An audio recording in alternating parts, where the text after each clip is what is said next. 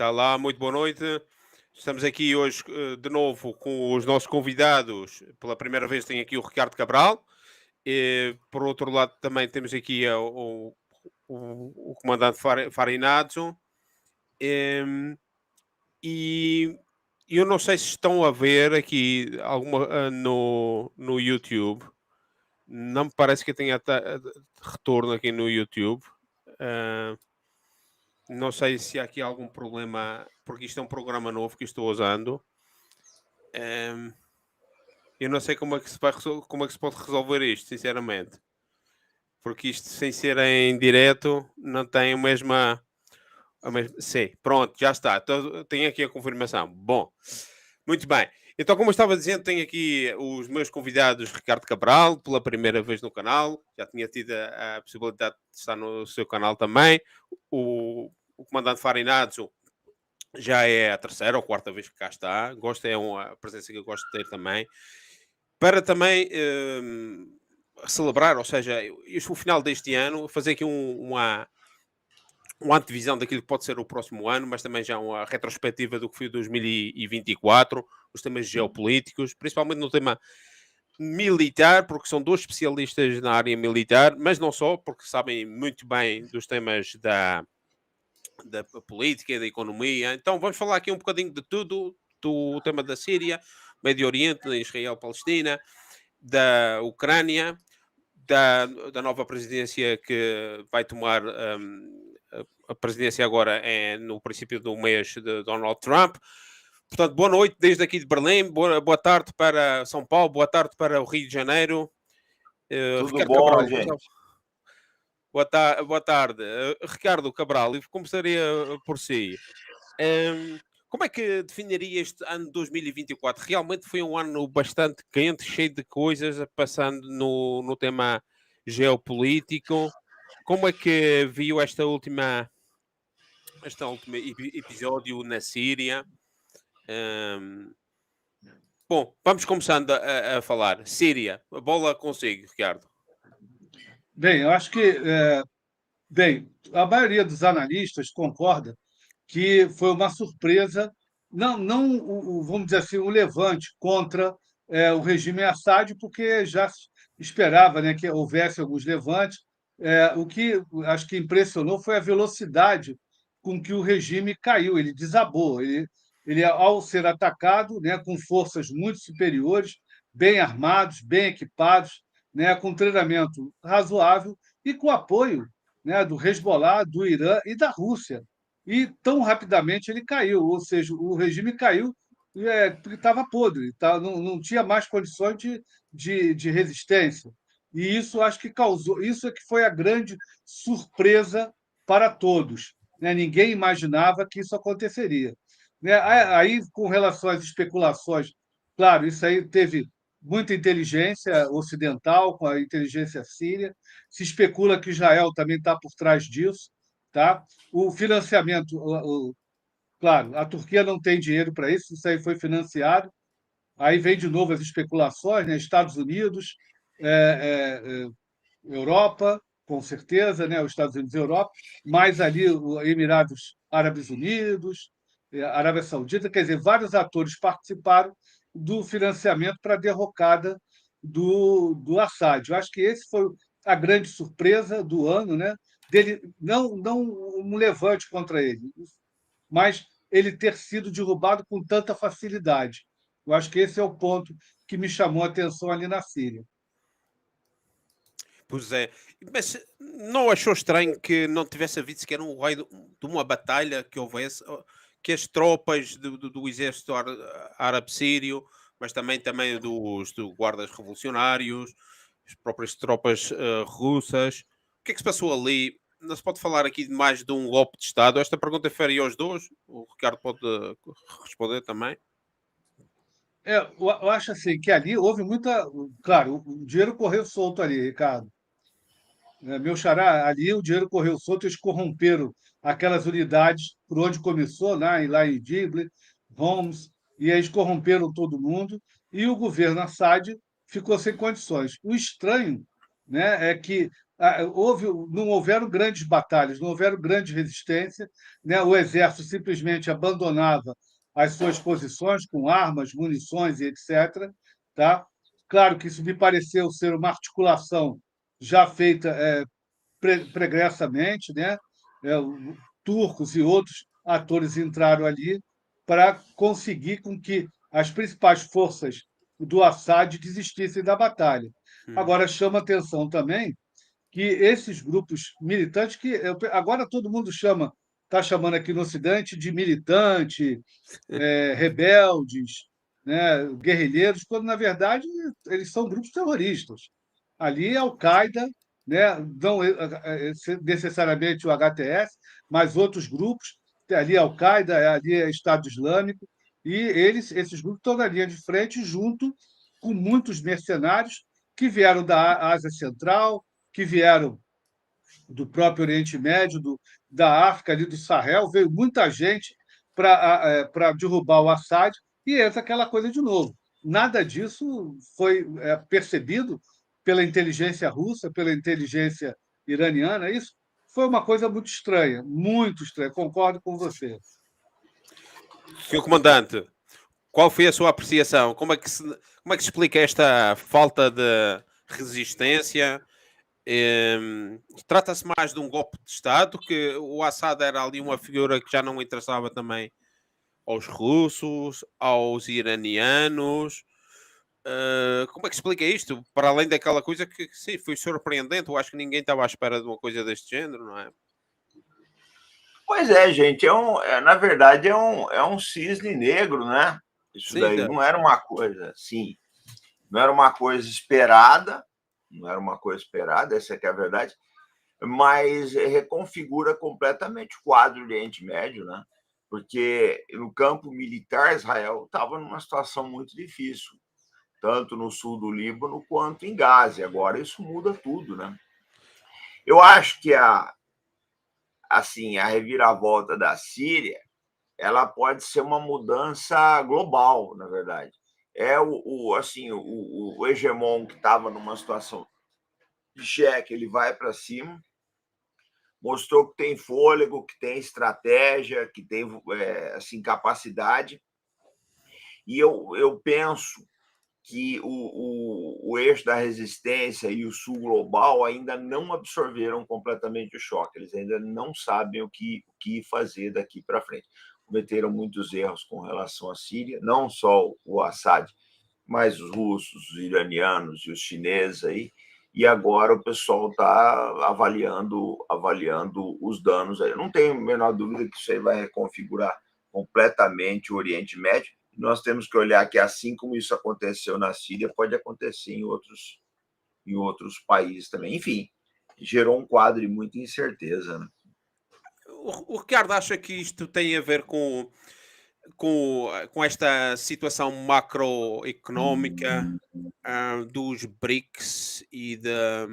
Porque aquele ponto ali é um ponto absolutamente estratégico. São três placas tectónicas que se juntam ali, junta-se à África, junta-se à placa arábica e euroasiática. Na realidade, há uma conjunção de três continentes e da Península Arábica, onde passam ali grandes comunicações e portanto, ali o canal do Suez, a conexão entre o Oceano Índico e o Mediterrâneo. É um ponto estratégico muito antigo, realmente que é nevrálgico da economia mundial. E claro, isto suscita tantas perguntas, porque também há o tema do Joe Biden, não é? O Joe Biden, pouco antes, e já vamos falar da Ucrânia em seguida, mas pouco antes, já depois de perder as eleições, da Kamala Harris ter perdido as eleições, faz uma escalada maior na guerra da Ucrânia, permitindo o uso de armas de longo alcance americanas, pelo regime de Kiev, ou seja, deixou um legado difícil para o seu sucessor, para o Trump. E depois aconteceu isto. Eu não sei se o Biden tem alguma coisa a ver com o que se passou na Síria, mas isto também não é feito assim. Isto é feito pelo Deep State americano. Isto não pode ser feito sem o conhecimento. Aqui há a Turquia, não é? Também é da NATO. Aqui. E então, Como é que foi esta coisa da guerra entre os BRICS e a hegemonia norte-americana? Porque há projetos concorrentes que os americanos não querem perder aquela zona, não é? Como é que o Ricardo Não, aprecia esta coisa? Bom, o senhor comandante pode não, pode falar. Vai lá, Farinado. Vai você. Começa você Não, agora. eu acho que. Então tá. Que não tem uma guerra entre os BRICS. Eu acho que a Turquia ela faz um papel duplo que que não interessa aos BRICS. Eu acho que ela jogou contra os BRICS. Agora, eu acho que o maior problema não é a queda do Assad, não é a Turquia fazer o jogo duplo dela, que isso é da vida. O problema é a crise de credibilidade que isso gerou, pessoal. Isso gerou uma crise de credibilidade para o Irã e para a Rússia, principalmente, e indiretamente pela China. Vocês não conseguem proteger o seu aliado. Essa é a coisa que ninguém quer falar, mas muita gente aí está questionando isso. A gente vê esse questionamento nas redes sociais. Vocês não conseguem proteger o seu aliado. Isso não foi bom. Quem está adorando a pílula, que está arrumando desculpa, isso aí é uma puxadez, 4 dedos do show global, desculpa, não foi, foi um revés. A gente tem que dar o nome que as coisas têm. O nome disso é revés, foi uma jogada brilhante do outro lado, desconcertou completamente. Eu estava pensando isso hoje, agora de tarde. Estava fazendo a minha caminhada e pensando nisso. Nós voltamos a 1982 no Oriente Médio. Nós estamos de novo em 1982. Essa é a verdade, com Israel dentro da Síria, essa coisa toda. Enfim, desculpa a franqueza, gente, mas eu acho que a coisa mais importante do analista é a credibilidade. Credibilidade só vem se você der o nome dos fatos, o nome que eles têm. O nome disso daí é um revés. Pois é. Ricardo, está de acordo com o que diz o senhor comandante, que isto é um grande ganho da parte da hegemonia? Há quem diga que foi os turcos, ou os turcos a mando dos americanos. Há quem diga que isto é uma vitória grande dos israelitas. Hoje o próprio Putin disse que os grandes ganhadores desta operação foi Israel. Como é que o Ricardo vê isto?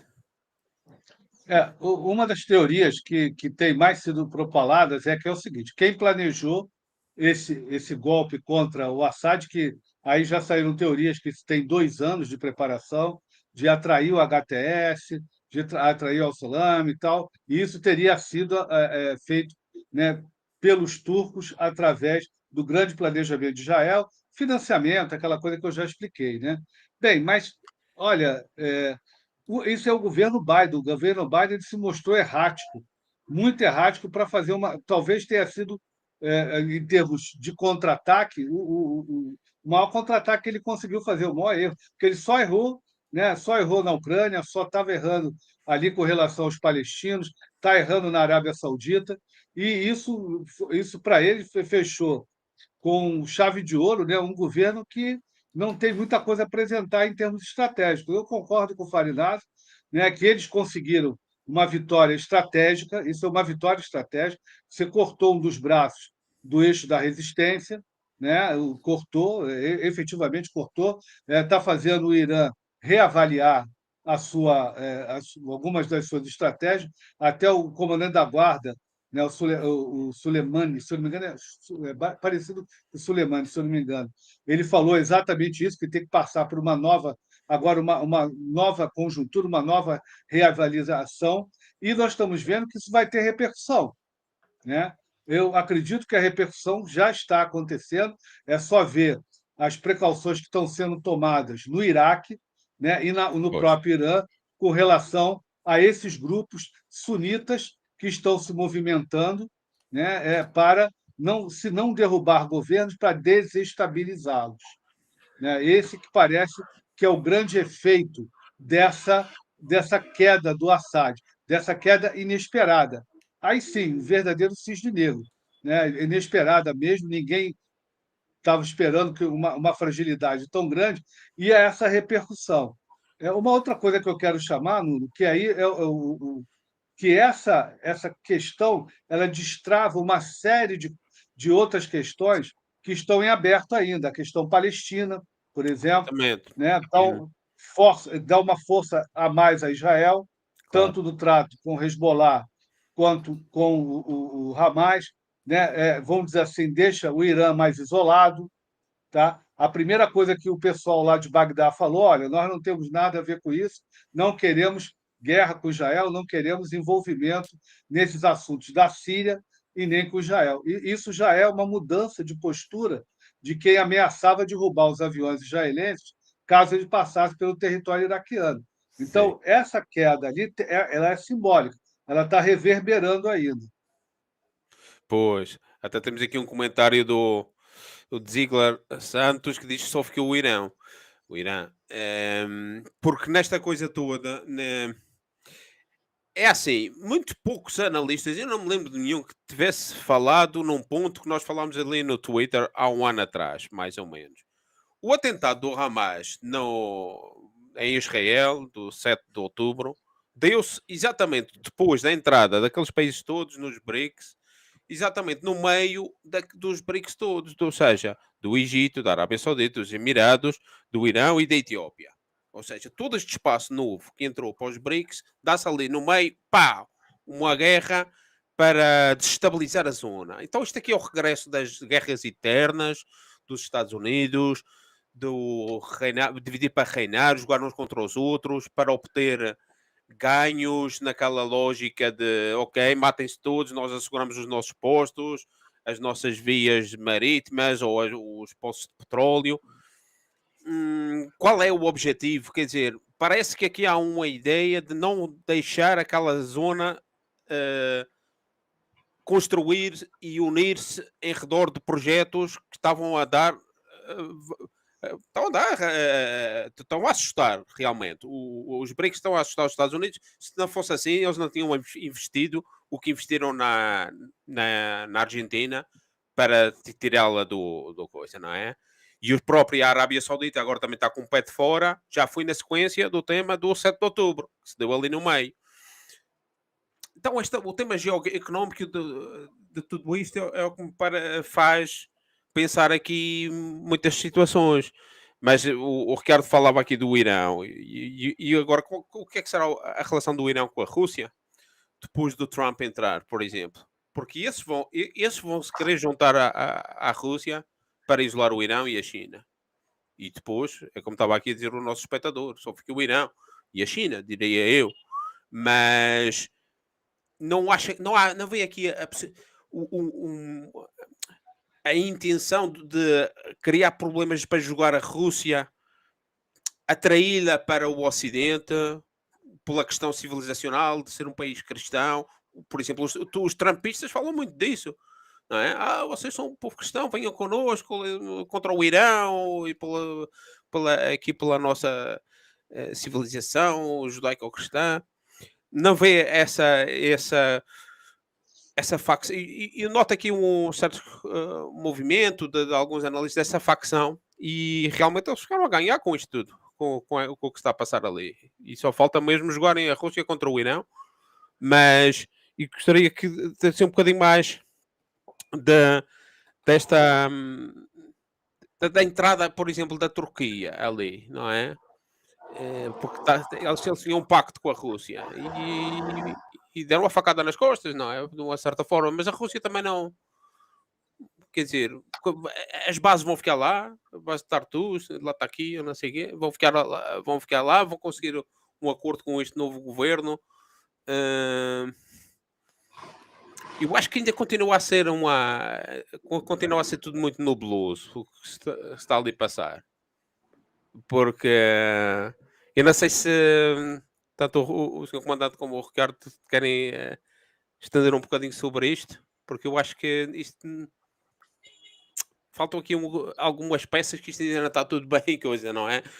No espaço de 2 semanas, há 2 semanas atrás o Assad ainda estava no governo e agora já não está. Estamos aqui a discutir o que é que será do futuro de um governo que era do antiga Al-Qaeda e isto obviamente nas vésperas da entrada de um novo governo nos Estados Unidos, tudo uma confusão agora na altura do Natal e isso. Vamos pôr de outra forma, então. Ricardo, este novo governo, acha que isto vai ser uma reedição daquele terrorismo dos 2011, 2012, 2013, daqueles terroristas que cortavam cabeças? ou os seus patrões, que nós sabemos que aqui por trás há patrões, não é? O tipo foi entrevistado hoje pela BBC, canal britânico do estatal, ou seja, amanhã com a história, e pela CNN foi logo no primeiro dia, dar aquela coisa toda civilizada, terrorista civilizado, com a barra feita, vestida a Zelensky. Acha que realmente eles vão mudar ou vão cair na mesma dinâmica de guerra civil, barbaridade e barbárie? Como você falou, eu acredito que ainda nós estamos na névoa da guerra, né? Isso nada mais do que a névoa da guerra. Porque o que ocorre? Nós vimos um personagem que tem a cabeça prêmio pelo governo americano, ele ainda tem a cabeça prêmio, está lá $10 milhões, e de repente ele tira o turbante, tira o Kalashnikov, né? E tira a roupa, coloca aquele terninho, o terno padrão árabe, né? Tira a barba, ele se passa por moderado, né? Está se passando por moderado, mas o cenário que eu vejo para a Síria, né? É um cenário assim, tem 3 cenários ali. O primeiro cenário, assim, vamos dizer, o cenário cor-de-rosa, dá tudo certo, né? O HTS se estabelece, né? Consegue, né, estabilizar o país, desarmar os outros grupos terroristas, né? Vamos colocar as outras milícias terroristas, consegue retirar do seu território os, os mercenários, consegue um acordo de convivência com os turcos e consegue limitar as ações dos curdos. Veja bem, é muita coisa, é um dever de casa enorme para um governo que está assumindo e que está começando.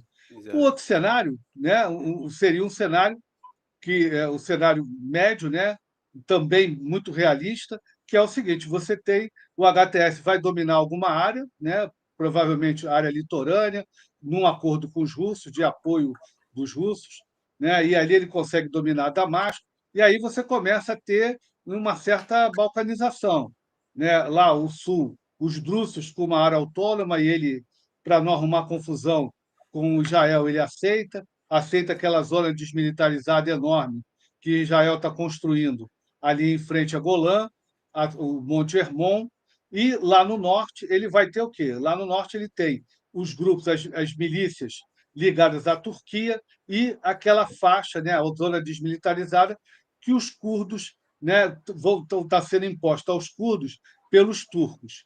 Tá? E os Estados Unidos ali embaixo protegendo os campos de petróleo e os grupos extremistas ligados ao Estado Islâmico que estão ali e que, por sua vez, estão trabalhando para eles lá no Iraque. Estão ali uma zona de proteção para eles, porque esses grupos estão infernizando a vida do governo iraquiano lá.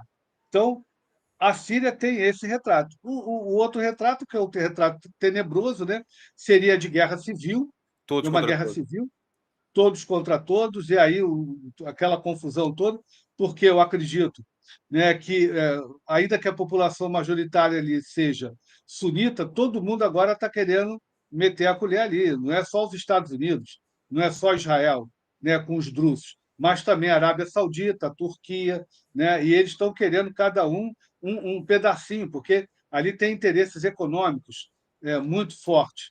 E veja, essa área permite comunicação, né? Incrementar a instabilidade turca, incrementar a instabilidade iraquiana e iraniana. E uma outra questão que a guerra colocou, e eu tenho falado isso nas lives, Nuno, é o seguinte: poxa, cara, né, isso demonstrou, né, antes de tudo, né, uma falha, outra falha grotesca do serviço de inteligência russo e uma limitação da capacidade russa de reagir, né? É engraçado, pô, eles têm essa capacidade, eles podem mover tropas que estão em outras regiões para ali, e eles se recusaram, com a justificativa de que você não vai ser mais sírio do que os próprios sírios. Então, eu vejo esse cenário na Síria ainda bastante nebuloso, que, Ricardo, essa área, por exemplo, essa área controlada pelo HTS. Alguém aqui tem condições de dizer que ela vai ser uma república islâmica, né, da Sharia, daquele grupo bastante extremista que vai impulsionar outros movimentos sunitas na região, ou ela vai ser mais moderada, né, tentando uma convivência com Israel? né, ou se ela vai tentar, né, ser algo entre uma república como era a Síria, do Assad, bastante, né, um governo com uma pegadinha religiosa, mas muito duro, uma ditadura Sim. forte. Tá, a gente não tem uma clareza do que vai acontecer Pois, com a mas, Síria.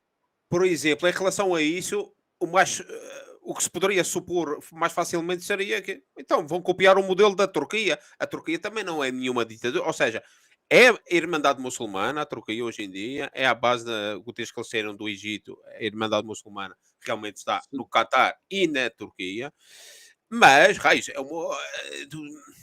uma democracia muito especial, não é? Mas Sim, pode-se fazer uma vida normal, ninguém anda a matar os cristãos só por serem cristãos, nem, ahm, então, não sei se não é esse o modelo que eles querem para lá, mas temos aqui uma pergunta do Nuno Saavedra que pergunta: e a Turquia agora como é que fica com a entrada nos BRICS? Porque é candidata a entrar nos BRICS, não é? Não sei se é sim. parceira mesmo. A Síria também tinha pedido, estava em fase de avaliação de ver a Síria entrar para os BRICS por causa daqueles temas das sanções todas. Ia ser uma forma de saírem daquela coisa toda, das sanções de César, não sei o quê.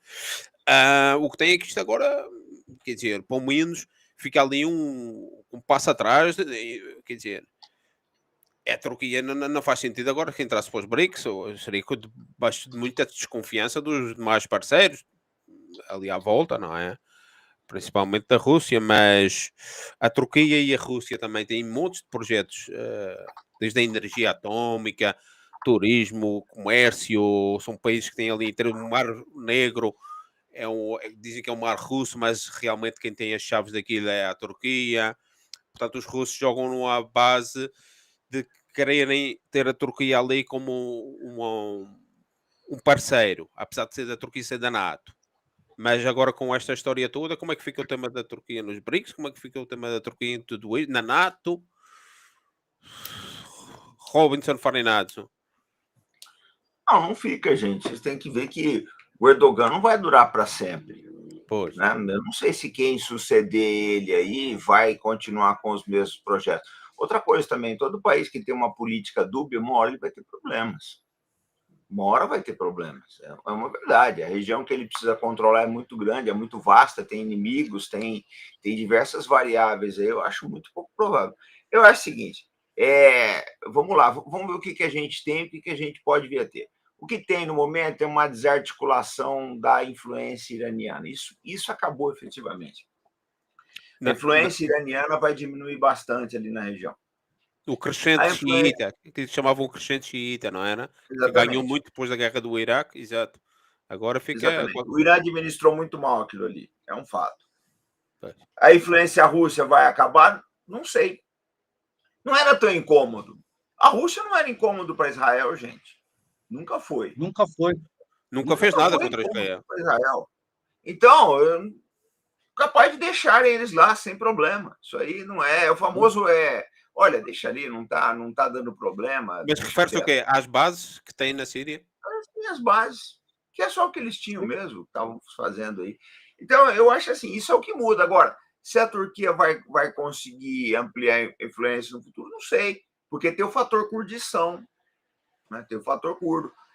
Pode haver uma revolta árabe no futuro, a gente também não tem dúvidas disso. Né? Já existem boatos aí de desestabilização da Jordânia, já está um burburinho aí de desestabilização da Jordânia, a gente não sabe se isso vai acontecer. Agora, o que interessa para Israel, o que é interessante para Israel?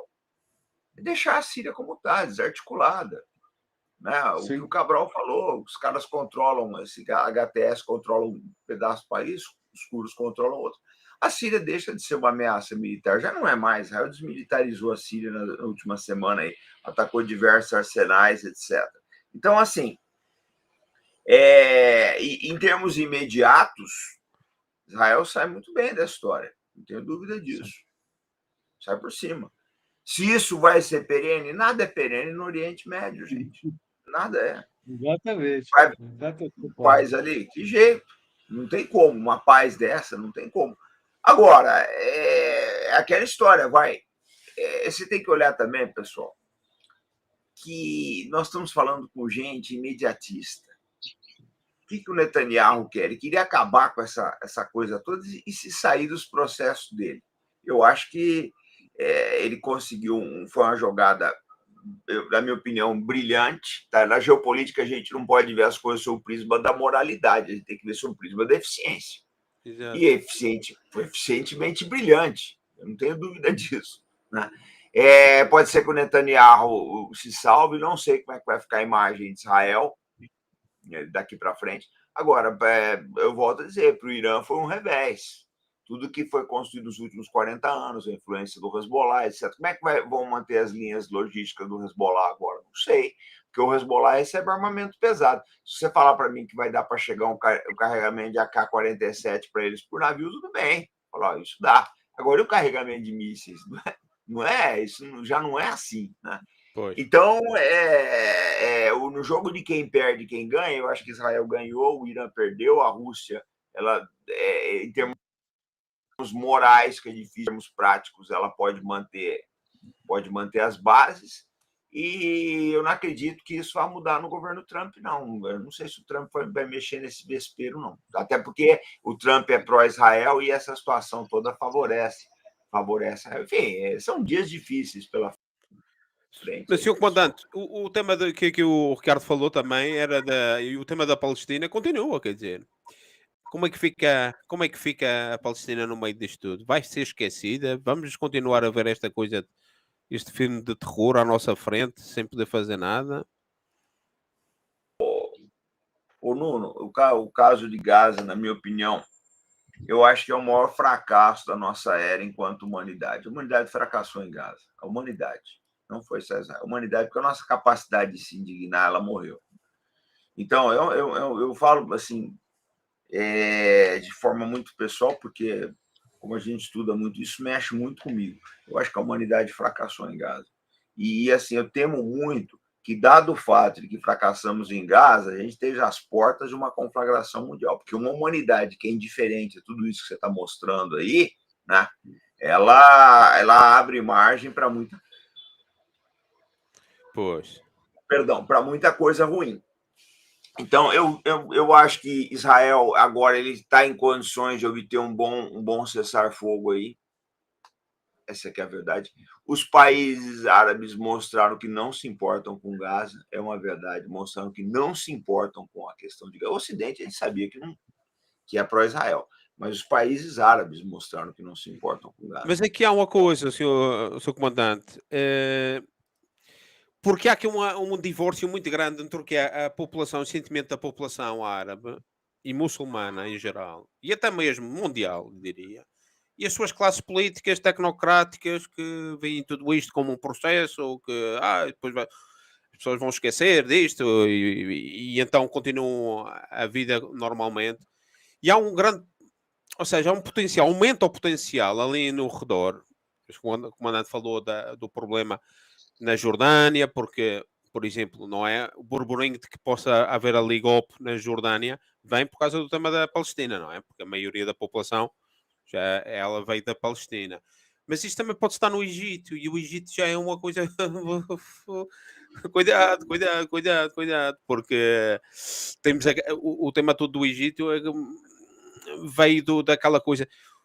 Primeiro, o Mohamed Morsi, que era da Irmandade Muçulmana, foi eleito, e o Sisi entrou por golpe militar, numa coisa nasserista. Eu acabei de ler um livro exatamente sobre o Nasser e o Qutba da Irmandade Muçulmana, e então isto fez-me lembrar muita coisa, porque estive no Egito em 2012 e já havia demonstrações contra o Morsi, mas a Irmandade Muçulmana está sendo reprimida, como na altura do Nasser e do Mubarak, mas há uma nova geração que é de radical, e é um país muito grande, com muita pobreza também, e se traz o terrorismo de volta para o Egito, e por exemplo, esse pessoal é pró-Palestina, já não há cá histórias. Então, vê-se aqui um tema que parece que estão a tentar buscar, e não quero entrar nem em complotismo, nem em teorias da conspiração, mas existem ideias antigas, já há mais de um século, de fazer uma guerra civilizacional. E isto já vem mais recentemente, no século passado, do Bernard Lewis, Samuel Huntington, todos aqueles que tiveram por trás do Bush querem provocar um problema entre muçulmanos e cristãos, não é? Para fazer uma divisão de águas ali, bons e maus.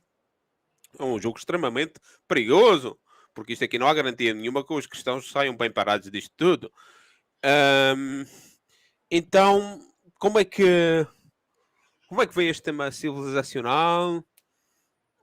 Voltando, eu estou de acordo consigo quando diz que Israel saiu bem desta coisa, pelo menos até agora, por enquanto. E vem para aí o Trump, não é? Agora, daqui a um mês, e nem sequer. Mas eu não sei se me faço explicar, não tenho aqui as perguntas previamente escritas, mas eu quero que desenvolva um pouco esse tema ali em relação ao tema da Palestina, porque eu interrompi por causa disso. Porque há os países ali em redor, que são aquelas classes políticas e militares, que são tecnocráticas, quando não mesmo corruptas, mas depois há uma população que conta também. Conta principalmente nestas coisas de revoltas e de emocionais. Acha que a Palestina, mesmo que nós não gostemos, vai ser assim esquecida sem mais nem menos? Quais são as implicações legais de tudo isto?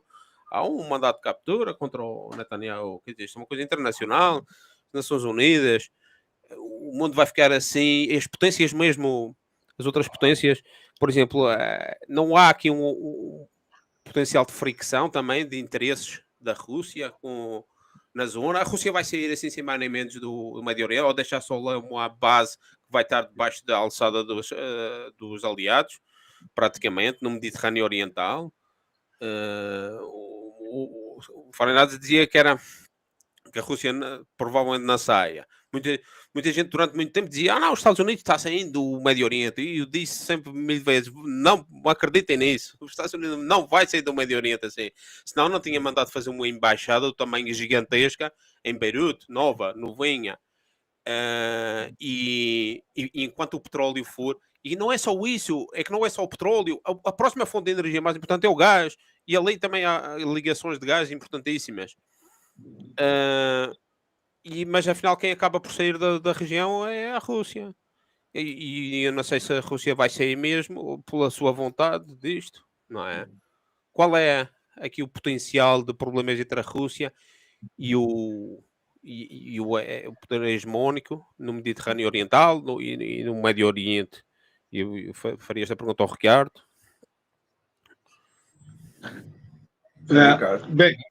Bem, a questão, assim, primeiro que acredito que a Rússia não vai sair das duas bases, né? Até porque Tartus, né, o Tartus, Rimini são duas bases muito importantes.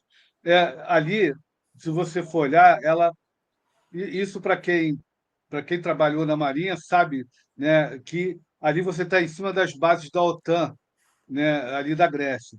E toda a ligação que você vai fazer com a Grécia, Mar Negro, a Turquia é importante, mas você consegue fazer um segundo bloqueio e ter vias alternativas por terra subindo, né? Isso é uma coisa. E eles agora também entraram, né, aquele Califa Ahmad, que é o senhor da guerra lá de Trípoli, e eles cederam uma base lá, a base de Tobruk.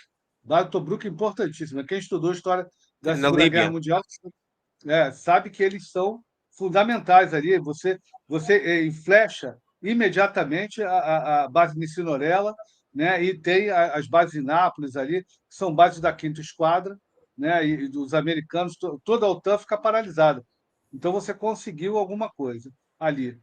Com relação ao jogo, o jogo não acabou, a Rússia não está sendo expulsa, ela está muito forte, presente, fez acordos com o Egito, né? O Egito também fez acordos comerciais, né, e de investimento com os chineses, né? Os russos estão ali presentes, claro que os americanos, né, estão insistindo para não serem um fator relevante. O Egito, o Sisi, está sabendo fazer uma barganha muito interessante, ele sabe da importância do Egito. Vejo, né, outra questão, a Jordânia já não é de hoje, que Israel tem uma influência muito forte sobre os jordanianos, e a princípio já se especula, inclusive, que caso haja instabilidade, Israel entre na Jordânia, né, e acabe de vez com essas pretensões de um Estado palestino na Judéia e Samaria. Para quem não sabe, Judéia e Samaria são os dois territórios, né, que compõem, que é como Israel chama, a Cisjordânia. Exato. Né? E isso é uma outra questão. Né? Com relação é, à Rússia, a Rússia está com acordos com o Irã, está respeitando, está tentando vender armamento para a Arábia Saudita, né? E parece que vai conseguir. Tem investimentos chineses na Arábia Saudita. A Arábia Saudita, me parece, está indo, se inclinando mais para a Índia do que para a China, mas tem esses investimentos.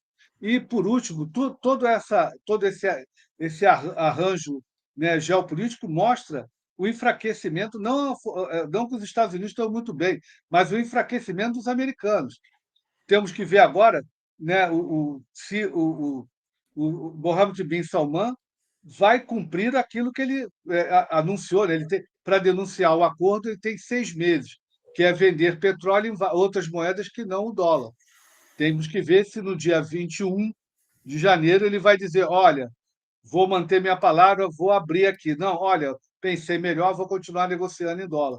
Porque essa é uma questão fundamental. O reino depende dos Estados Unidos, depende de tecnologia israelense, né? Depende dos Estados Unidos para a segurança. Eles estão ali, os americanos, né, têm bases ali, não é à toa, não é por causa só do petróleo, é também por uma questão estratégica, de não deixar o Irã assumir. Sim. E, por último, né, desculpa se eu fui longo, né? Não. Continua. Existe uma dissociação. E aí eu vejo isso muito. Já fiz lives sobre isso até. Há uma dissociação das ruas para os governos. Os governos são pragmáticos.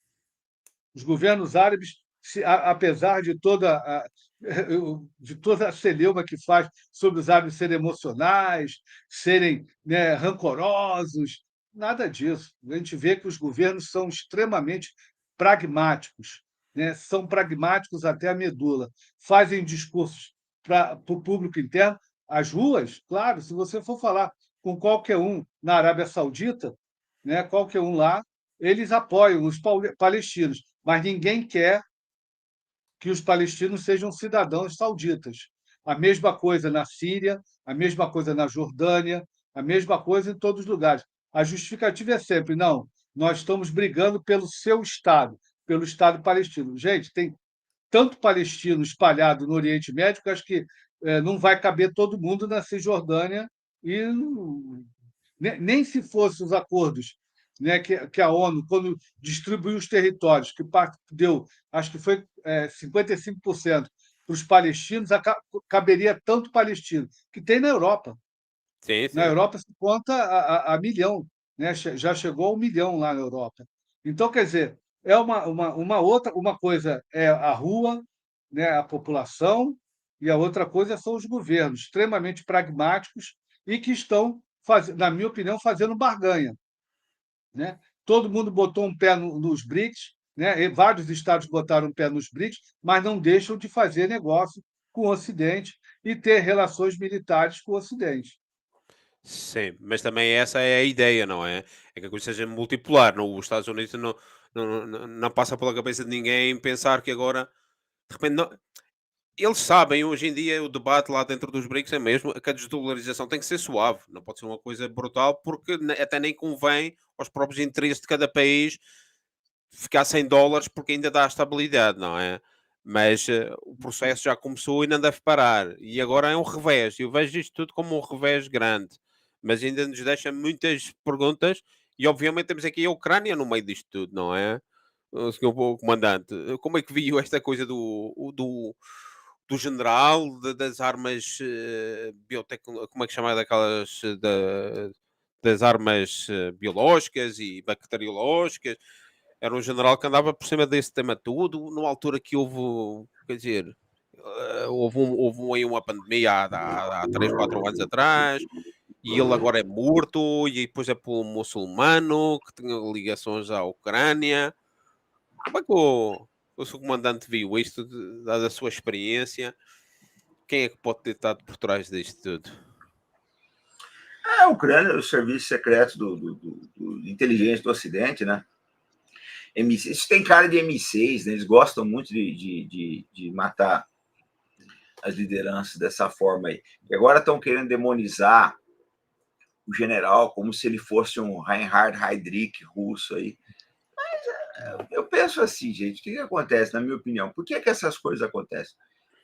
Porque a Rússia ela é leniente até com o serviço de inteligência da Ucrânia. Ontem um rapaz falou uma coisa assim, uma das maiores verdades que eu já ouvi na geopolítica até hoje. Falou, se tivesse feito isso com Israel, o Netanyahu tinha acabado com toda a liderança. Fosse um general israelense, o Netanyahu tinha acabado com toda a liderança militar da Ucrânia. E é verdade, a Rússia não toma essas providências, as coisas acontecem, gente. Porque, na verdade, eu acho assim, eu falo sempre isso, nós temos que dar o nome que as coisas têm. Não adianta a gente mentir. Eu vejo muita torcida e eu acho saudável a torcida. Eu tenho lado. Eu falo sempre, meu lado é BRICS. Eu tenho lado. Acho que o Brasil tinha que estar no BRICS. Mas não é porque eu tenho lado que eu vou deixar de analisar as coisas de forma sincera e honesta. A Rússia é leniente, ela vai continuar, vai ter outros atentados até um dia que alguém mate o Lavrov, ou o Putin, ou o Medvedev. Olha, quando mataram o Ismail Haniyeh, eu falei, tá gravado isso, tem live, não tem como eu negar. Falei, o próximo alvo é o Nasrallah. Eles vão matar o Nasrallah. Depois, talvez, matem o Ayatollah Khomeini. Não precisou, porque derrubaram o Assad antes. E se o Assad não sair de lá, ele ia morrer. Então, é assim que as coisas funcionam. Isso é um jogo. O que nós temos aqui é um jogo internacional. E vai ganhar quem jogar melhor. Não é quem eu quero, quem você quer, quem ele quer. Vai ganhar quem joga melhor. Eu acho que nós estamos assistindo o segundo tempo da partida, o primeiro tempo da partida. O imperialismo jogou muito mal, perdeu, mas foi 2-0 para o Sul Global aí. E agora, no segundo tempo, já está 2-1. Né? Então, eu vejo a coisa dessa forma. A Rússia ela não tem uma política ela não tem uma política de retaliação. A história de vou atacar a central elétrica da Ucrânia, quem está planejando isso não depende de centrais elétricas, não está preocupado com isso, não está sofrendo com falta de eletricidade, gente. Você só detém um inimigo se você quebra os meios dele. Você não consegue. A única maneira que você tem de frustrar as intenções do seu inimigo é destruir os meios que ele tem de concretizá-las. Isso a Rússia não está fazendo. Então, eu acho que vão matar outros generais aí, talvez, porque eu falei, eu acho que mataram a filha do Dugin também. Eu acho que o Medvedev devia se cuidar bem, ele é alvo aí, né? Pode, talvez o Patrushev, um ou outro. Eles vão fazer, porque, pelo que a gente vê, o serviço de inteligência já se infiltraram aí no alto comando russo, sabia o endereço desse general. Isso aí não estava no catálogo telefônico de Moscou. Alguém descobriu, chegou numa lista. Então, sim, é isso que vai acontecer daqui para frente. Se a Rússia não tomar nenhuma providência contra o serviço de inteligência, isso vai continuar de eterno. Talvez ela perca a guerra. Foi o que aconteceu com o Irã.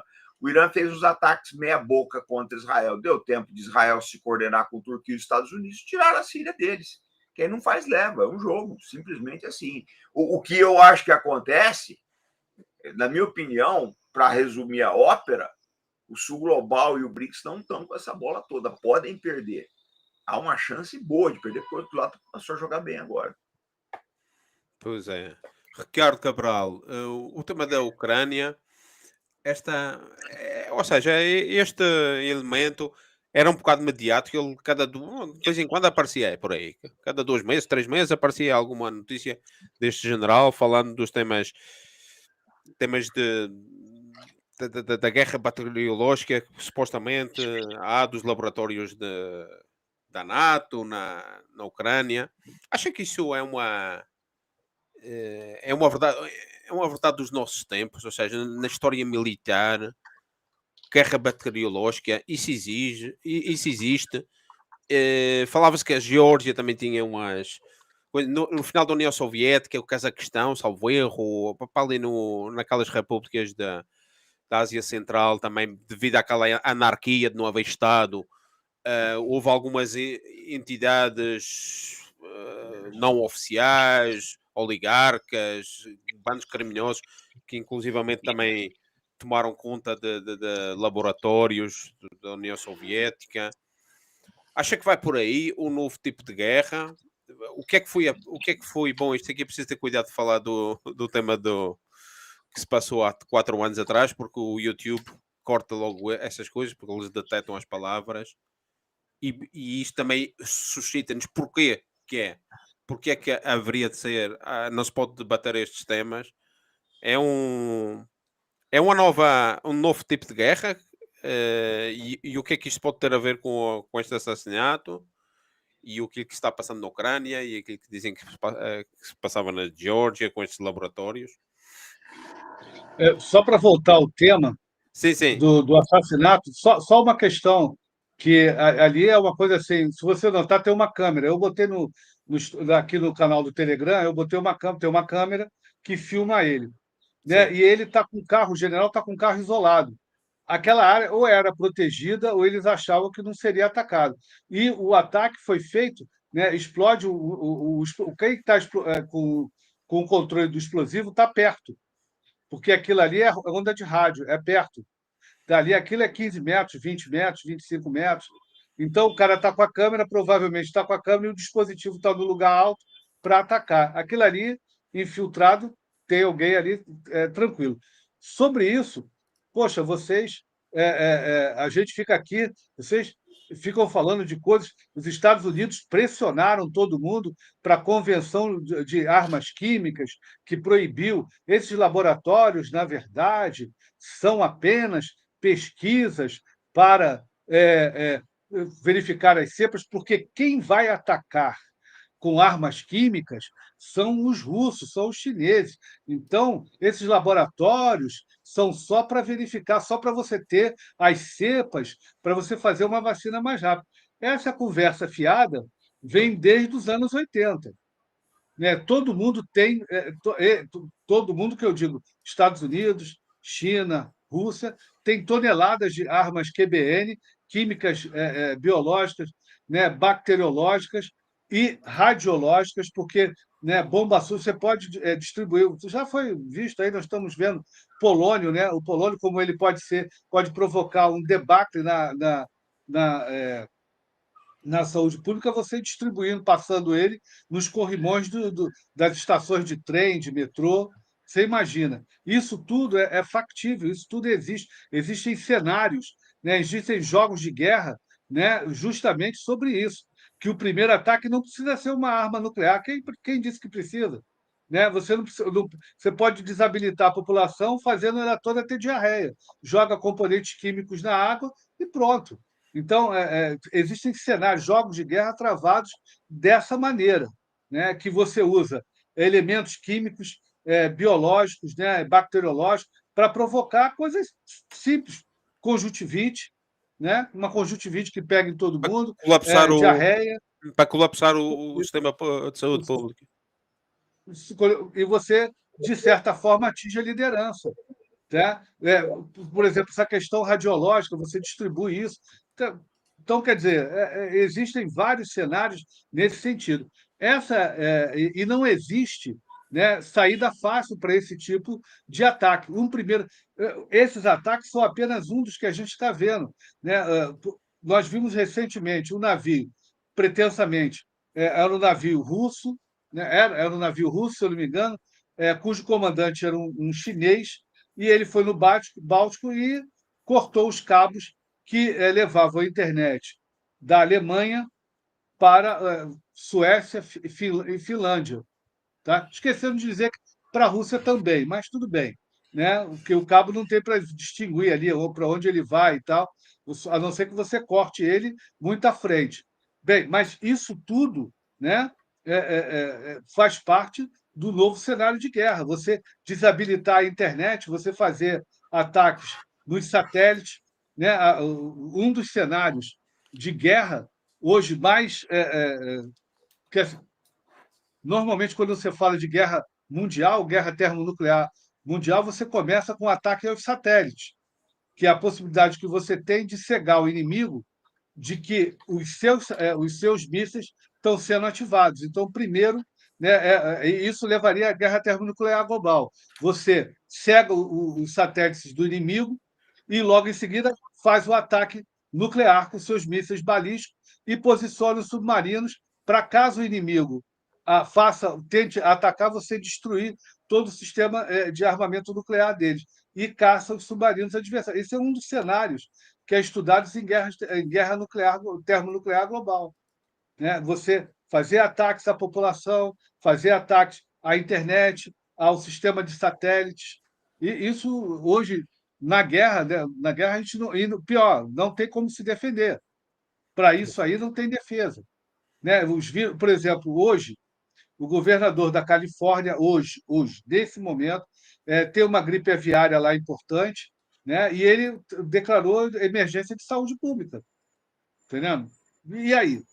Isso foi plantado pelos russos, pelos chineses. Pode ter sido uma mutação normal, mas pode ter sido tudo isso e nada. Pois, Entendendo? pois Pô, é. meu amigo. Sim, e acha que isso pode ter, ou seja, a ver com o tema do general russo, ou seja, que ele tenha sido morto por relacionado com tudo isto, ou com o cenário da Ucrânia?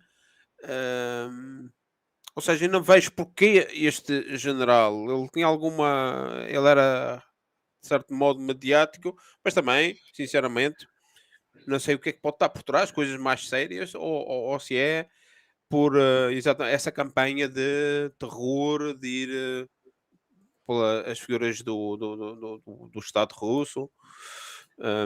Não sei, não tem, não, me- não se sabe dizer porque é que este general tinha sido ele morto e não o outro, não é? Ou seja, Parece ter sido um alvo de oportunidade. Essas oportunidade. operações, o Farinato sabe como. A gente já leu muito sobre isso. Você tem 2 ou 3 alvos, né? É igual Rainier. Rainier montaram lá uma emboscada para ele e, quando ele aparecesse, matavam ele. Esse general, me parece, dentre 2, 3 alvos que devem ter sido selecionados, o que na hora se apresentou com maior possibilidade de êxito. Provavelmente a coisa é mais ou menos nessa direção. Eu acho que o Farinato tem, de repente, tem mais alguma coisa, ele poderia até exemplificar melhor. Não, pode ser que se tivesse as informações mais adequadas aí, mas o fato é que é o que eu falei, né? Você tem brechas no serviço de inteligência, na segurança da Rússia, e também você tem a questão do seguinte, gente. Não é o primeiro atentado que ocorre na Rússia. Ocorreu 1, 2, 3, acho que é o 4º ou 5º ou 6º, sei lá. Teve aquele caso do comandante submarino, teve o Crocus, teve a filha do Dugin, teve um cientista, e teve vários. Como a Rússia não fez nada, o inimigo vai fazendo, é um fato. É um fato. Contra-inteligência falhando, né? Contra-inteligência falhando. Não só isso, Cabral, na minha cabeça. O Ocidente, ele sabe do seguinte: russos e iranianos, não vou colocar os chineses nessa coisa aí, porque a gente não sabe ainda, que a China não botou as cartas na mesa, mas tem um certo medo do Ocidente. Eles sabem disso. Então eles jogam com isso aí, cara.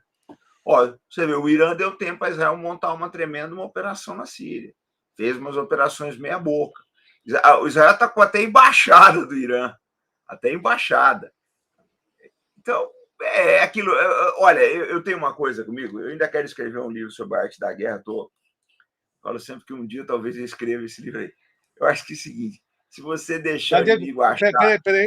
Peraí. Nuno, anota aí, anota. Sim. Eu vou ver. Dia 19, Farinato falou que vai escrever um livro sobre arte. Está anotado, hein? Todo dia agora. Falta de tempo, não consigo parar aqui. Mas é uma frase que eu gosto sempre. Eu sempre usei, faz uns 20 anos que eu uso essa frase. Se você deixar o inimigo achar que ele pode fazer o que ele quer, ele vai fazer o que ele quer. Parece simples, mas não é não. Isso parece simples, parece óbvio, mas não é não. Ele fala, olha, não tem consequência, vamos até onde der. É um fato. Você não vê eu vou te dar um exemplo de um país que eu acho que tem uma das políticas de defesa mais agressivas do mundo, que é a Coreia do Norte. Alguns anos atrás, a Coreia do Sul estava fazendo uma manobra próxima ao litoral da Coreia do Norte, com a corveta, acho que é RMS Shonan. A Coreia do Sul simplesmente... A Coreia do Norte afundou a corveta. como também capturaram o USS Pueblo, navio de espionagem, que estava trabalhando, americano estava operando no litoral deles. Está lá até hoje. O Pueblo está lá até hoje. Aí ninguém mexe com a Coreia do Norte, cara. Você sabe que vai dar problema. Vai dar problema. Você sabe disso. Afundaram um navio, capturaram um navio americano com a tripulação toda. Então, assim, é falta de agressividade dar isso daí. Né? E eu acho que quem está fazendo, ou seja, o serviço de inteligência da Ucrânia, do Reino Unido, dos Estados Unidos, está fazendo certo. Você tem que prejudicar, você tem que cutucar o inimigo, você tem que transformar a vida do inimigo no inferno. Eu acho que é isso aí mesmo, é o jogo. A Rússia não toma providência dela, paciência. Né? Pois. Foi assim na Guerra da Crimeia em 1854 e foi assim na Primeira Guerra Mundial. Os dois resultados não foram muito bons para a Rússia, não. Pois é, há aqui outra guerra ali na zona da Rússia, feita pelo Ocidente, obviamente, mas agora pode ser que a coisa mude. E para ir terminando, estamos com 1 hora. O senhor comandante acredita realmente que o Trump é tudo isto que ele diz ser? E que é também a imprensa diz, não? A grande imprensa mundial diz que ele é um empregado do Putin, que é uma marioneta e essas coisas todas. Realmente, como é que vê a partir de janeiro o tema da Ucrânia? O tema da Ucrânia e do Médio Oriente, os dois, porque os Estados Unidos estão envolvidos nas duas coisas. Mas, pronto, o da Ucrânia é o mais visível e é aquele que se também espera, há mais expectativa em relação a ver se realmente o Trump vai fazer aquilo que diz que vai fazer, que é acabar com a guerra. E como isto agora faltam 3 semanas para ele tomar, não, 1 mês. Como é que o senhor comandante vê toda esta expectativa? Olha, Ricardo, o Trump vai assumir num bom momento. Com a queda da Síria, é um bom momento para ele. Né? O Biden preparou bem o terreno para ele. Ele assume num bom momento. O que vai acontecer? A equação do Trump se resume a uma coisa bem simples. É muito simples. Ele conseguir fazer a Rússia assinar um Minsk 3 ou Astana 2, se você preferir. E é um acordo que vai prejudicar a Rússia. Se a Rússia assinar um tratado de paz medianamente favorável, ela está prorrogando uma nova guerra da Ucrânia para daqui a 10 anos, guerra essa que ela vai perder. Pois é. Eu vejo a coisa de uma simplicidade. Pois é, a Rússia não se pode dar ao luxo de congelar ali os cenários em que está, porque já caiu 2 vezes na mesma armadilha. Paciência, né? O que ele vai tentar fazer. Ele vai tentar fazer isso daí. Minsk 3 ou Astana 2. O golpe está aí, para quem quer. Pois, mas são 2 cenários diferentes. E gostaria que me falasse um bocadinho mais da Ucrânia. Para depois então vermos também o que é do Médio Oriente com o Ricardo. Ô Nuno, a Ucrânia está pelas cordas. Ela está numa situação militar muito difícil, mas a questão não é essa. A questão toda não é essa daí. O exército alemão também estava numa pior em 1917, não estava numa situação muito boa. E, no entanto, a Rússia perdeu. Os fatores que a gente se preocupa aqui não são os fatores externos. Né? A Ucrânia está numa situação ruim, mas quem garante que pode não haver uma convulsão dentro da Rússia? Porque o Putin ele não é monolítico, ele não tem um poder monolítico, ele é cobrado pelas outras pessoas, outras facções que disputam o poder ou que lhe dão apoio. E o pessoal vai dizer, você não consegue proteger o general comandante das forças QBN, você não consegue proteger ele, é isso? Essas cobranças existem. Então pode rachar. A aposta que o Ocidente faz nesses atentados é uma aposta inteligente. Não vou colocar a moralidade disso. Como a aposta em cima da Síria foi uma aposta inteligente. A Rússia ela está sendo muito tola em achar que uma vitória militar no campo de batalha lhe garante uma vitória estratégica. As coisas não são assim. Você pode ter toda... Olha, se você olhar bem mesmo a situação de Israel estava levando a pior no campo de batalha. Não conseguiu dominar completamente Gaza e não conseguiu nada no sul do Líbano. No entanto, teve uma vitória estratégica. Isso pode acontecer. Esse revés com a Rússia pode acontecer. Eu penso que deveria haver uma mudança de abordagem. Mas, pois paciência. E o Ricardo, como é que vê a subida, ou seja, a chegada do Trump com todas estas expectativas de que vai acabar o conflito, e se a moeda de troca é o Médio Oriente, o tema por exemplo, da Síria, mas a Síria, claro, é como o seu comandante estava a dizer, a Síria já está perdida, então não pode ser já moeda de troca. Eh, há 2 semanas podia-se falar disso, que enquanto havia aquela situação, mas durou uma semana só, e já quer ir para o lado da NATO, não é? A Síria. Mas, sim, o Putin vê-se aqui de uma forma fragilizado também, não é? Porque há uma carta menos para jogar no tema com o Trump. Mas há que ter esta fé toda no Trump?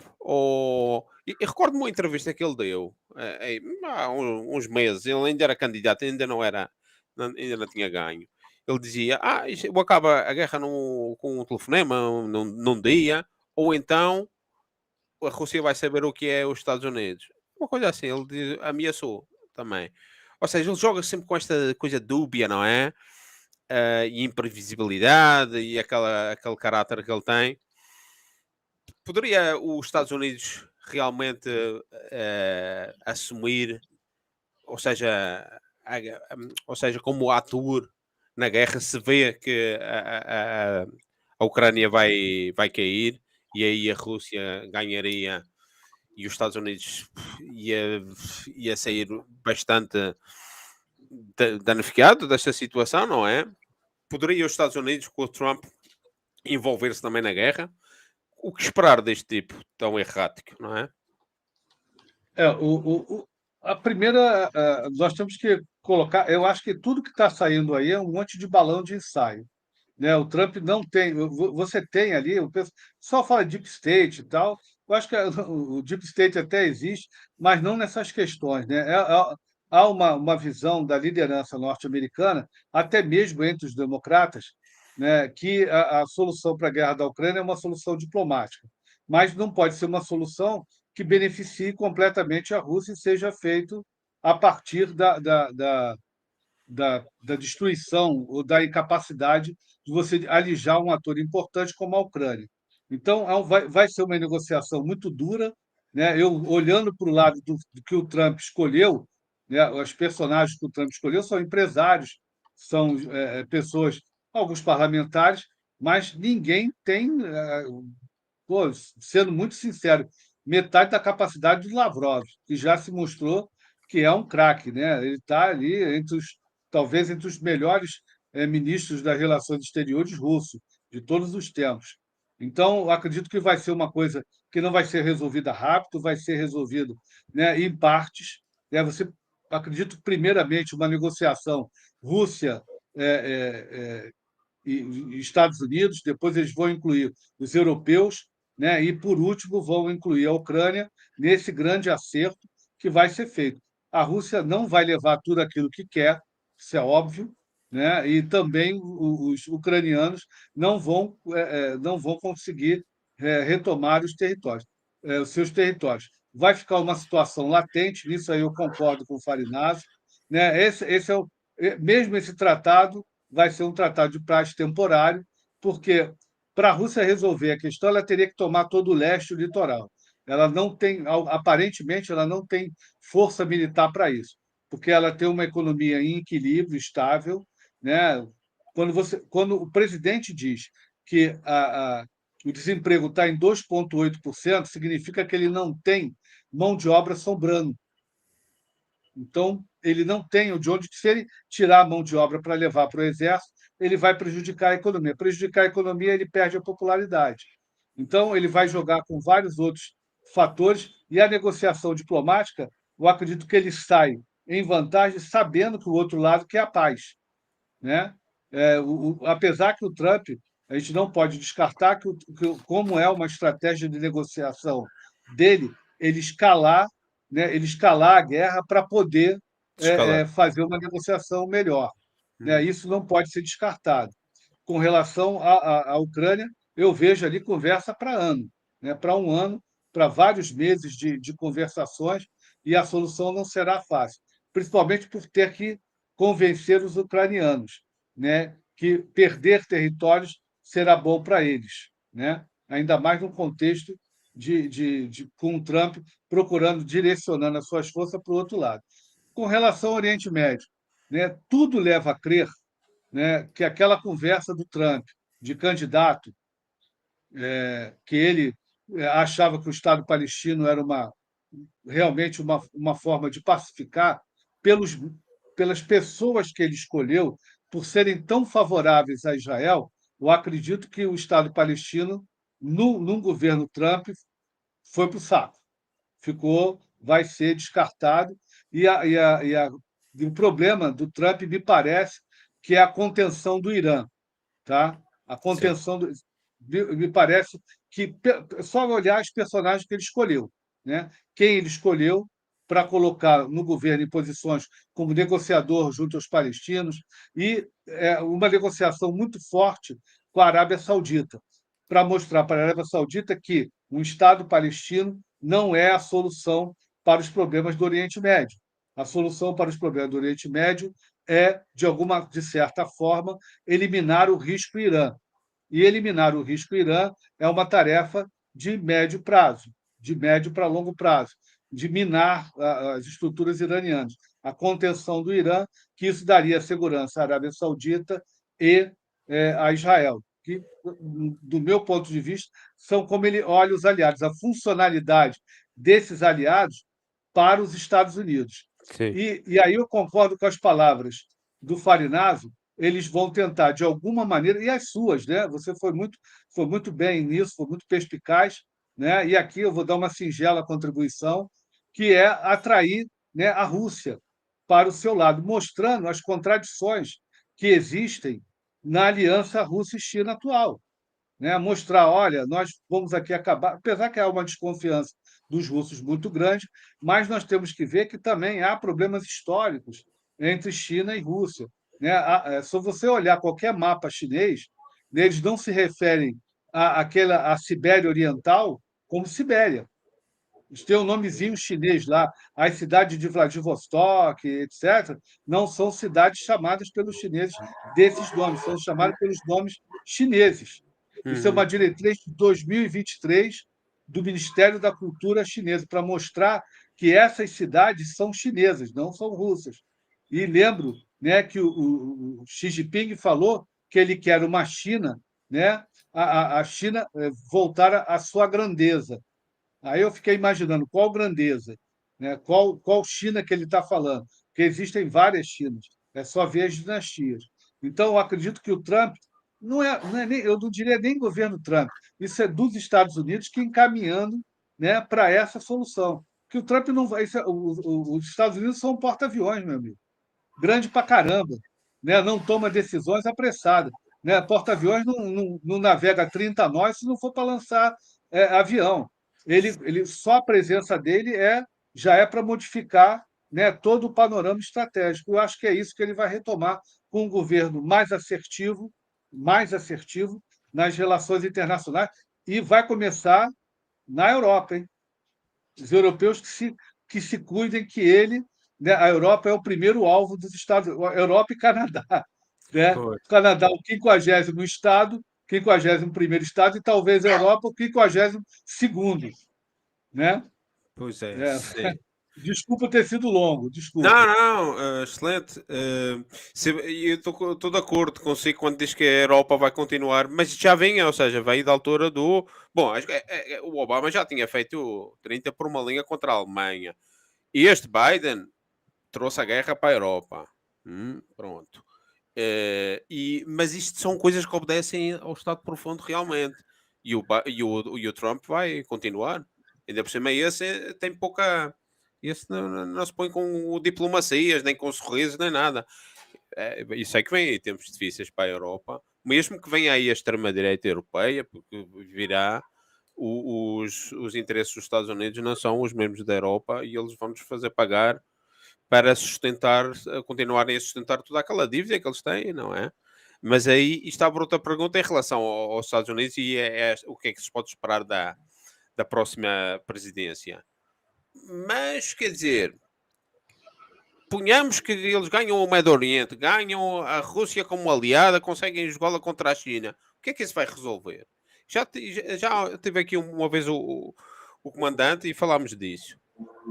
Como é que, dentro deste modelo que há de capitalismo liberal, em que cada um salve-se por si, se pode ganhar uma guerra comercial contra a China? Como é que este pessoal que quer ganhar, quer ser rico do dia para a noite sem trabalhar, fazendo bitcoins, se pode contrariar a potência de trabalho e de produção da Ásia? Quer dizer, é uma guerra pírrica, é uma vitória pírrica. Eu não sei se o Ricardo vê também desta forma. Quer dizer, vão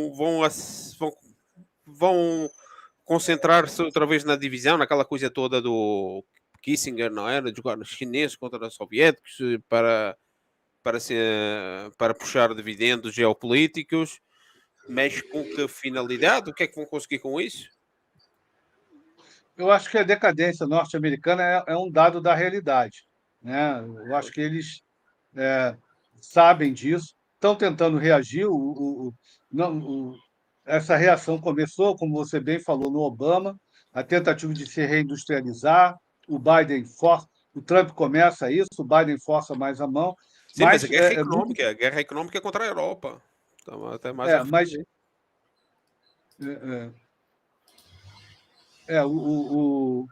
e eu acho que a gente tem essa coisa para ver. Eu acredito que a guerra econômica, não, na verdade, é reforçar os laços de subordinação e subalternidade, né? Reforçar a dependência europeia aos americanos, para os americanos, sim, competirem com a Rússia. É como eles estão fazendo aqui na América Latina. Eles vão reagir, vão partir para cima da gente e subordinar. Pois. Eu acho que é por aí. E o seu comandante? Gente, eu vou fazer a última Sim, intervenção, porque eu tenho que entrar em outro programa agora. Falta só 5 minutos. Tá bom. A última pergunta era isso. O que é que se pode esperar em relação ao Biden? Ao Biden não, ao Trump, sabendo que ainda falta um mês. Vamos lá ver se o Biden não tem mais alguma surpresa no teatro do Extremo Oriente, já que arranjou agora esta escalada com a Ucrânia, este tema na Síria. Vamos lá ver o que é que se pode esperar se as coisas ficarem assim. O que é que se pode esperar do Trump para o ano? No primeiro ano da sua presidência. Ele está montando o gabinete dele aí, ele está aproveitando as fraquezas do outro lado. O imperialismo tem o momentum da guerra, está na ofensiva aí, né? E se o outro lado não tomar providência, paciência. É uma jogada muito boa que fizeram na Síria, eu achei brilhante para dizer o mínimo. E quem faz uma dessa pode fazer uma outra com a Rússia, pode fazer uma outra com a China também. Tem mais de onde veio isso. É isso, vamos aguardar. Tá gente, bom. eu tenho que ir na outra live aqui. Muito bem, muito obrigado, muito boa noite, Sr. Comandante. Eu vou terminar então com o Ricardo. Obrigado, Nuno. Obrigado, Cabral. Um abraço para vocês aí. Obrigado, boa noite. Ricardo, para ir terminado então também, como é que, praticamente a mesma pergunta em relação ao tema Extremo Oriente, ou seja, a relação com a China do Trump, e se neste mês que falta, se este governo horroroso do Biden ainda pode nos trazer mais alguma surpresa maléfica, como nos tem vindo a habituar. Eu acho que eles ainda podem aprontar alguma, né? Eles estão agora tentando desbloquear quase 6 bilhões de dólares para mandar para a Ucrânia, né? E, ao mesmo tempo, estão fazendo, né, cutucando lá a China, né? Então, parece que estão preparando sanções contra a China. Eu vejo que o Biden governo desastroso, como você falou, e vai deixar uma herança pesada para o Trump. Agora, o Trump ele é mais de negociação, né? E ele está no governo, tem lá o Musk. O Musk tem muito negócio na China, tem muitos negócios com os chineses e na China. Então, eu acho que o Trump está mais para uma acomodação de interesses, até porque esse negócio de taxar, né? Se taxar os chineses, muito pesadamente, isso aumenta a inflação nos Estados Unidos. Está havendo uma resistência no processo inflacionário por causa das taxas que o Biden já aplicou, por isso que a inflação americana ainda não caiu. Então, eu acredito que o Trump, a tendência dele como homem de negócio, né? Ele deu uma entrevista também recente, né? Ele falou o seguinte: ele quer o aumento do investimento chinês nos Estados Unidos, ele quer a reciprocidade. Olha, nós investimos tanto aí e agora vocês estão assim, agora nós queremos que vocês invistam aqui. Eu acho que a relação com a China, né, vai ser muito mais em termos realistas e Pragmático. comerciais, não de guerra comercial, mas, né, de tentar chegar a Pra- acordos, como ele fez, né? Pragmatismo. Perdão, Sim, o pragmatismo, pragmatismo. não é? Sabendo que os chineses também têm Pragmatismo. uma forma muito difícil de negociar, não é? Sim. Pois é. E os chineses são os maiores detentores de títulos do Tesouro Americano. Eu não sei se Basta são anunciar, acho que são os japoneses ou os indianos atualmente, porque os chineses né? venderam muito. Venderam muito, venderam bastante. E você vê que o título do Tesouro Americano ele não se recuperou completamente, as taxas ainda estão altas, né? Pois, Mas basta anunciar que a coisa cai, né? Basta anunciar que a coisa cai, exato. tá? Mas em relação ao Trump, ele trouxe para lá o Musk, trouxe aquele de origem indiana, Vivek Ramaswamy, não sei como é que ele se chama, e são tipos que estão muito na. E eu perguntaria isto em termos militares, principalmente o Musk, não é? Hum, Ah, estamos a entrar numa fase nova em que o espaço também já começa a haver disputas sobre o espaço, sobre a Lua, Marte, já se fala em colonização de Marte.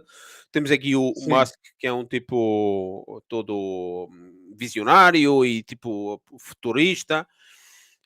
Acha que vai ser durante a. E recordar também que na primeira presidência do Trump ele fez uma. Abriu um departamento novo, uma agência da guerra espacial, da Guerra das Estrelas, que até o logotipo parecia do Star Trek, ou fizeram uma brincadeira com isso. Acha que vai ser nesta presidência, os próximos 4 anos, vamos ter problemas no espaço entre a Rússia, a China e os Estados Unidos, pela a guerra, pois, pela posse do espaço? Eu acredito que a competição vai aumentar, porque são as novas, vou dizer, as novas tecnologias que estão envolvidas. E nós temos uma abordagem completamente diferente. Não vamos esquecer que o Musk ele não registra patente, né? Porque ele sabe, por exemplo, ele tem negócio lá na China e sabe que os carros da BYD, né, começaram, né, a serem melhores porque eles simplesmente copiaram completamente os carros Exato. americanos, aperfeiçoaram eles, e hoje a BYD faz carro melhor do que a Tesla. Então, essas coisas, eu acho que é um novo parâmetro, né? São novos paradigmas de competição que nós estamos vendo, e lá no espaço, né, é apenas como, para parafrasear aquele Jornada das Estrelas, né, Star Trek, é apenas uma nova fronteira da competição, né? Eu acredito que seja isso, né? Mas vai por esse sentido, vai. E, por exemplo, toda a parte de missilística, ou seja, os mísseis, satélites, não acha que este Musk tem demasiado poder? Você vê aqui um problema depois de incompatibilidade daqueles egos tão inflacionados como são o do Trump e do o Musk e todos estes atores que estão ali, não é? Peter Thiel, que é o que está por trás do J.D. Vance, que é o vice-presidente. Qual é esta coisa toda este esquema militar, esta nova tecnologia aplicada à guerra? O que é que se pode esperar em relação a esta coisa toda? Por exemplo, todos os satélites, não é? O Musk tem mais satélites que qualquer outro país do mundo, não é? Tem 5.000 satélites, ou já, e vai dobrar. Até que ponto é que estas coisas vão ficar tudo na mão agora destes. Ele De nem é empresários. americano, nem americano é. Empresários. O Bezos também está indo para essa direção, né? O Pois, dono da Amazon está sim. indo para isso aí, para competir com ele no espaço. A China, né, também está entrando nessa competição. Eu acredito que diferente, uma pegada. Nós vamos ver um mundo bem diferente, né? Eu brinco, se eu tivesse dando aula eu faria essas discussões. Nós estamos indo para onde? O mundo Star Trek, né? Sem capitalismo, sem grandes empresas, mas a humanidade levando, né, levando seus valores, mas trocando, fazendo muita troca, ou será um mundo Guerra nas Estrelas, onde a competição, a guerra, né, e o privado, né, você vê que o império, ele é império, mas ele tem o privado, né, o apoiando, o estimulando, as guildas, né, as famosas guildas, e é o mundo que a gente está vindo, né? Qual que Sim. vai ser? Pois, porque aqui há 2 conceitos diferentes, quer dizer, a China continua a ser uma nação, um Estado, uma nação e uma civilização, porque eles reclamam assim mesmo agora por exemplo, há quem diga, eu li recentemente um livro muito bom sobre a China, Hum. do tal, Rishor Bobani, muito bom o livro, e ele dizia que o PCC não é Partido Comunista da China, é Partido de Civilização da Civilização Chinesa. Eles querem trazer a civilização chinesa, o confucionismo, toda esta coisa toda, a história, 5.000 anos de história, e não se ficarem cingidos a esta coisa de há 100 anos atrás, esta parte do Partido Comunista. Portanto, temos ali um modelo, que é uma nação muito antiga, uma civilização, um Estado-nação, e depois temos os Estados Unidos a incorporar em si, por exemplo, o tipo que vem da África do Sul, o Musk. E aqui no Ocidente, toda esta ideia de privatizacionismo, de acabar praticamente com com as nações, não é? Acabar com as nações, tornar isto tudo privado. Hum, e então, pronto, para ir terminando, não sei, esta coisa toda deste a hegemonia que é do dólar dos Estados Unidos e do capitalismo e o Estado-nação, aqui exemplificado com a China, vai nos trazer com certeza muitas coisas para estes próximos tempos, com toda esta nova tecnologia. Eu não sei se ficou aqui alguma coisa por dizer, se quer acabar com mais alguma Eu, informação para nos irmos eu despedir. ainda não trabalhei muito com essa possibilidade. Eu olho os Estados, eu adoro o Raymond Aron, né?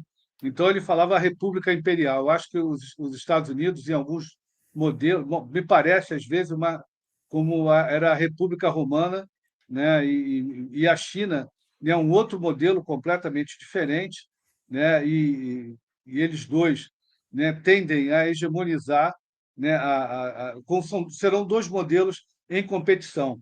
Mas tem um terceiro ator que a gente quase não comenta, e isso aí pode ficar para outra live, né? Que eu também tenho. A live que o Farinazzo falou, eu sou um dos caras. Então, Ah, pois, pois. Vamos fazer outras né, lives, sim, sim, mas acaba. mas essa é uma que é indiana. Os indianos Sim, também estão agora engateando nessa competição mundial e são mais um modelo alternativo que nós temos aí, com tá? certeza. Muito bem. Pronto, Ricardo, vou-lhe agradecer, desejar boas festas e com certeza que no próximo ano vamos ter mais conversas interessantes como a de hoje, com outros temas, com certeza. E, e pronto, agradecer-lhe mais uma vez, mandar um abraço e a palavra é sua de despedida aqui dos nossos assistentes. Bem, primeiro eu desejar a todos um feliz Natal e um próspero Ano Novo, né? Agradecer ao meu xará, né, a oportunidade, ao Nuno aqui a oportunidade, né, de falar com vocês, colocar o canal, né, História Militar em Debate, o Arte da Guerra, nós estamos lá, o Nuno agora, pô, nos pegou de surpresa, a gente ia convidá-lo e ele nos convidou, aí eu tive que riscar. E aí, Ricardo, falou com o Nuno? Eu não falei. Por quê? Porque ele convidou a gente antes. Ah, tu não convidou ele? Eu disse, não convidei. Ele me convidou, ele nos convidou antes. Eu falei, caraca, então vamos lá.